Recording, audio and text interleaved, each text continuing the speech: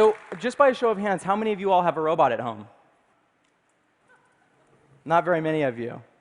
OK, and actually, of those hands, if you don't include Roomba, how many of you have a robot at home? OK, so a couple. That's OK. That's the problem that we're trying to solve at Remotive, that I and the other 20 nerds at Remotive are obsessed with solving. So we really want to build a robot that anyone can use, whether you're 8 or 80. And as it turns out, that's a really hard problem, because you have to build a small, portable robot that's not only really affordable, but it has to be something that people actually want to take home and have around their kids. This robot can't be creepy or uncanny. He should be friendly and cute. So meet Romo. Romo is a robot that uses a device you already know and love, your iPhone, as his brain. And by leveraging the power of the iPhone's processor, we can create a robot that is Wi-Fi enabled and computer vision capable for $150, which is about 1% of what these kinds of robots have cost in the past. When Romo wakes up, he's in creature mode. So he's actually using the video camera on the device to follow my face. If I duck down, he'll follow me. He's wary, so he'll keep his eyes on me. If I come over here, he'll turn to follow me. If I come over here, he's smart. And if I get too close to him, oh, he gets scared, just like any other creature. So in a lot of ways, Romo's like a pet that has a mind of his own. Thanks, little guy. Bless you.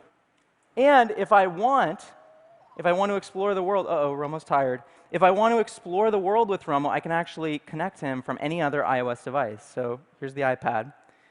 And Romo will actually stream video to this device. So I can see everything that Romo sees, and I get a robot's eye view of the world. Now, this is a free app on the App Store, so if any of you guys had this app on your phones, we could literally, right now, share control of the robot and play games together.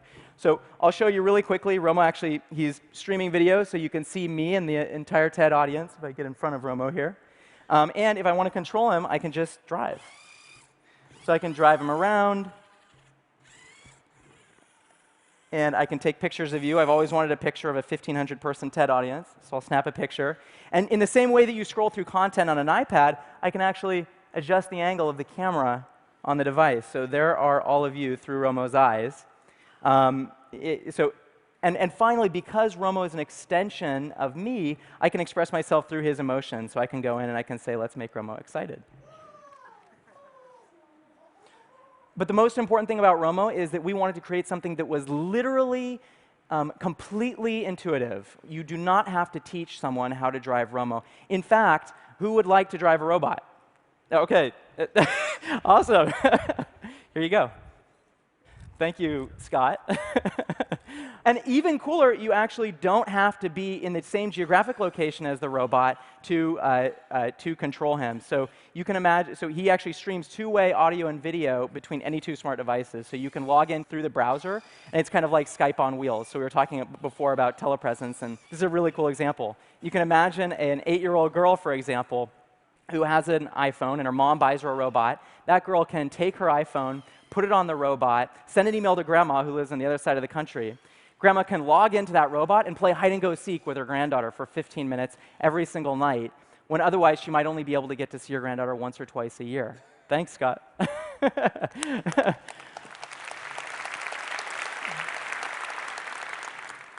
So those are a couple of the really cool things that Romo can do today, but I just want to finish by talking about something that we're working on in the future.